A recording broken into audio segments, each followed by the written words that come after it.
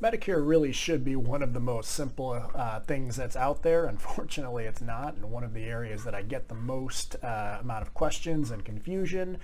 So today I've been going through a webinar on how exactly to sign up for Medicare, when to sign up for Medicare, and what exactly that process looks like.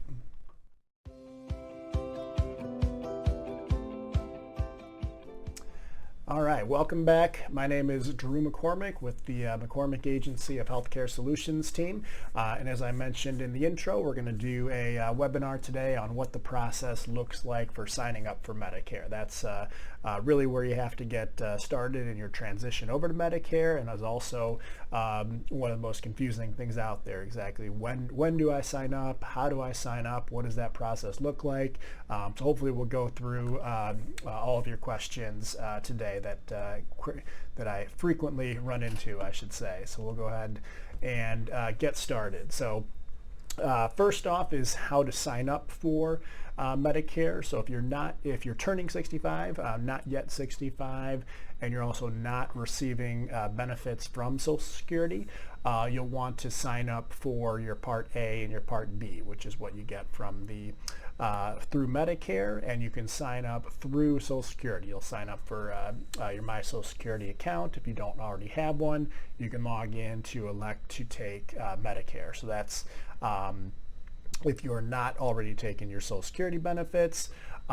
If you are already taking Social Security benefits, then you'll get your Part A and Part B when you're first eligible. So in most cases, that's going to be when you turn 65.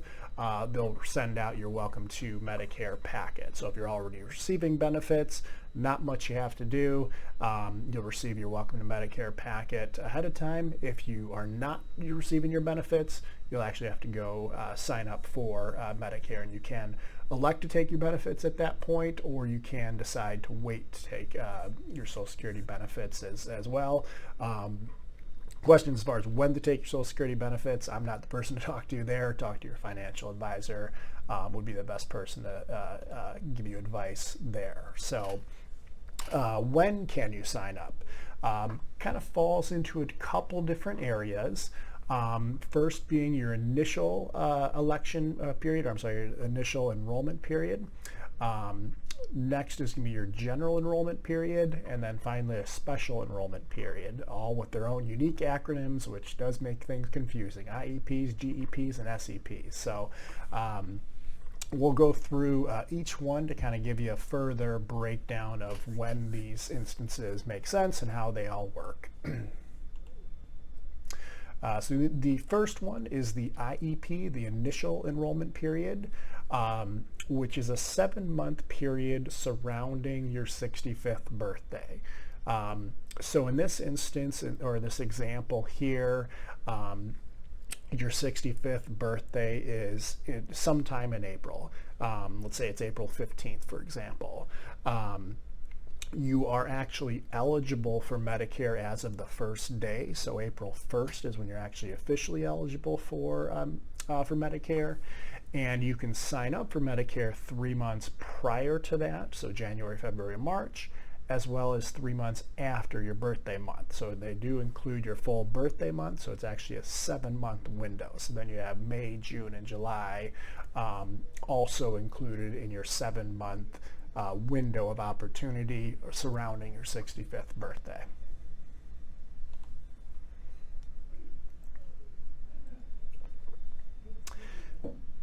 Now, the initial enrollment period, as far as when your benefits would actually start, the real key, in my opinion, in most cases, you're going to want to sign up before you turn 65.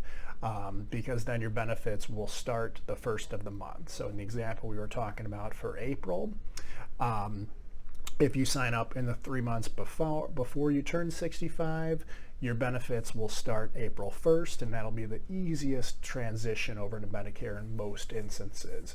But with that said, you do have those 3 months after your 65th birthday, and then that it will also, which you can still sign up for with no penalties. It just delays when your actually benefits through Medicare would start. So if you sign up 1 month after you turn 65, your benefits would then start 2 months after you sign up. If you sign up 2 months after you turn 65, 3 months, and then 3 months after you turn 65, 3 months after you sign up. So it just, if you wait to sign up after you turn 65, it'll just delay when your benefits actually start. So in most cases, like I mentioned, it'll make the most sense to sign up before you turn 65.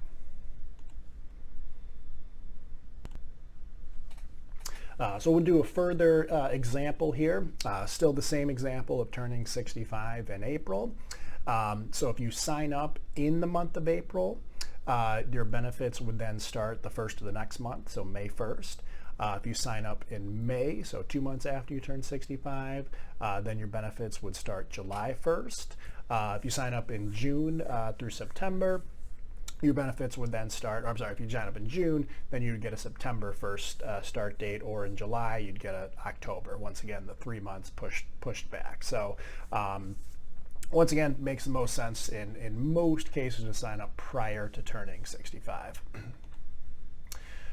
So next is the General Enrollment Period, which this one doesn't apply in a whole lot of instances. Really where it normally applies is if you miss that initial election period, that 7-month window we've just talked about.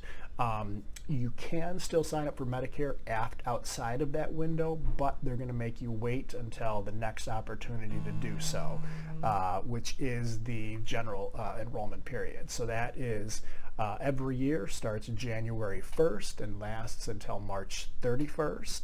And then the benefits will actually start July 1st. So you can sign up during the first quarter, but your benefits aren't going to start till July with the general election period. Now keep in mind that's just if you miss your turning 65 initial election period. Now with that said, if you do sign up late, you can be subject to the late enrollment penalty, so generally not advisable to wait on signing up for Medicare. And the penalty is 10% for each 12-month period that you went without your Medicare Part B. So to avoid that, just sign up when you turn 65, unless you're working, which we'll get into that in just a second.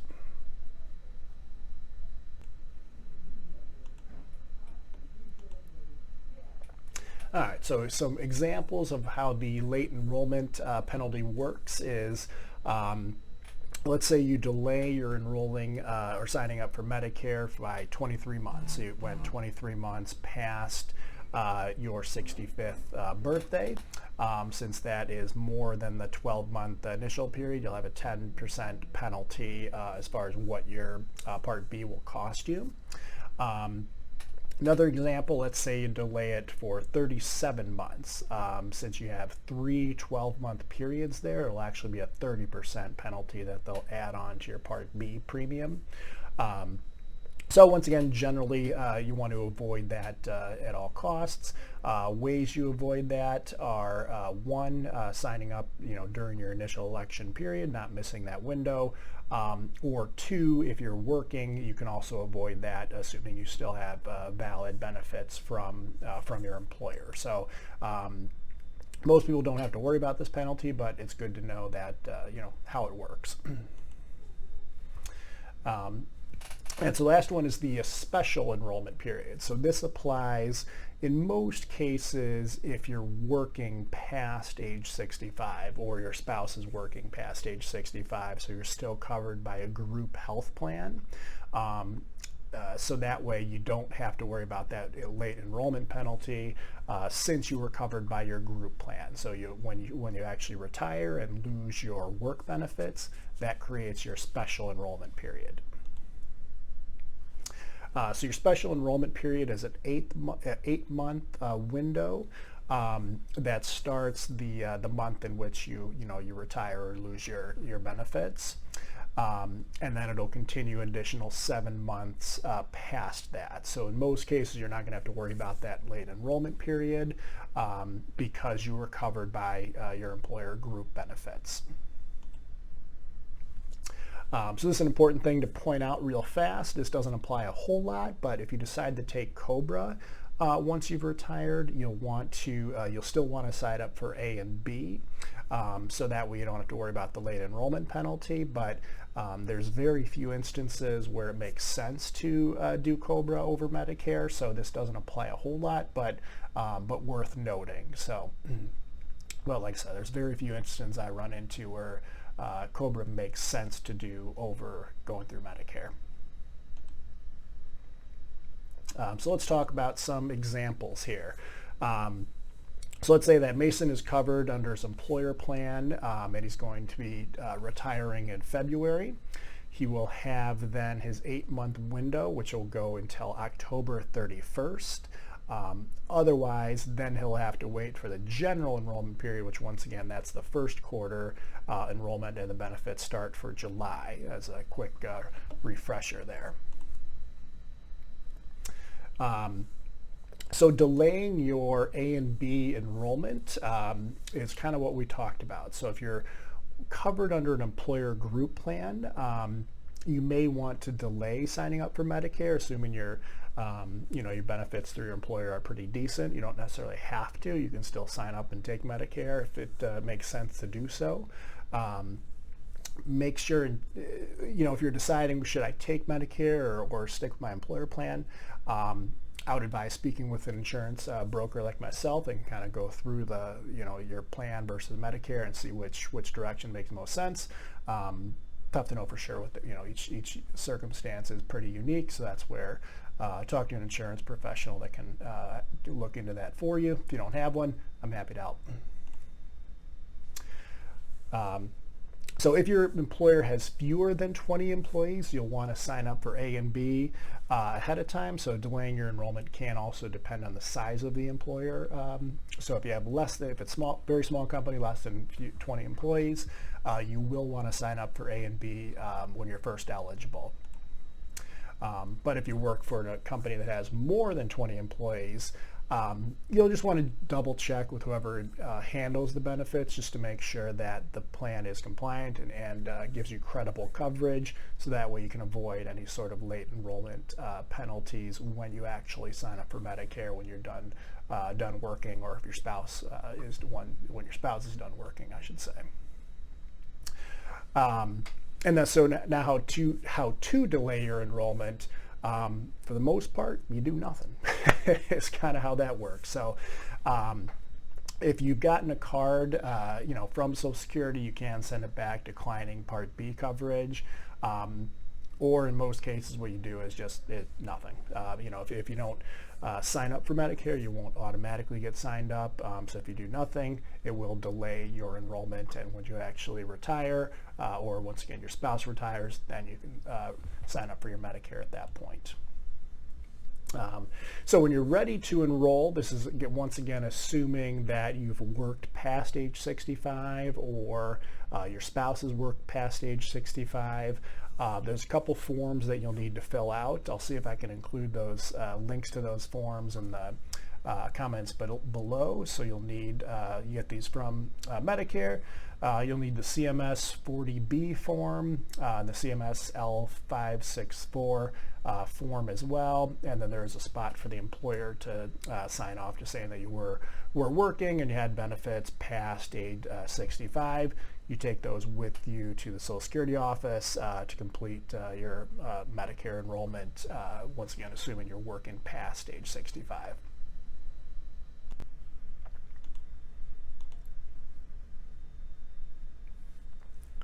All right, so when your Part A would start, assuming you're signing up for Medicare, once again, past age 65, your Part A can get backdated from back up to 6 months before you had signed up, but no earlier than your 65th birthday.